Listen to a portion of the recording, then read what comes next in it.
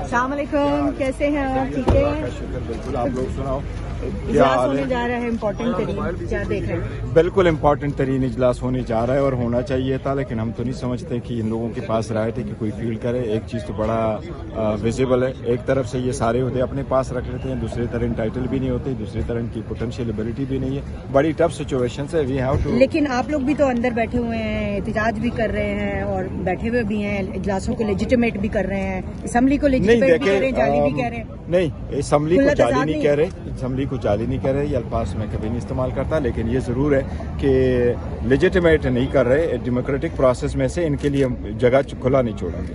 اچھا، یہ بتا کہ پارلیمانی لیڈر کا فیصلہ ہو گیا، کون ہوگا پارلیمانی؟ نون لیگ نے تو کر دیا فیصلہ. دیکھو ہم بھی کر لیں گے انشاءاللہ تعالیٰ. ہمارا اپوزیشن لیڈر ہوگا، پارلیمنٹری لیڈر ہوگا ہمارا بھی انشاءاللہ تعالیٰ. کس کے نام پورا نکلے گا کوئی اندازہ؟ انشاءاللہ بہت جلد آپ کو بتا دیں. حامد رضا صاحب کہہ رہے ہیں کہ بائیکاٹ نہیں کریں گے، تو آپ کیا کہتے ہیں بطور چیئرمین پاکستان تحریک انصاف؟ نہیں، ہم بھی بائیکاٹ نہیں کریں گے، ہم پارٹیسپیٹ کریں گے، ان کا مقابلہ کریں گے انشاءاللہ تعالیٰ. ہمارا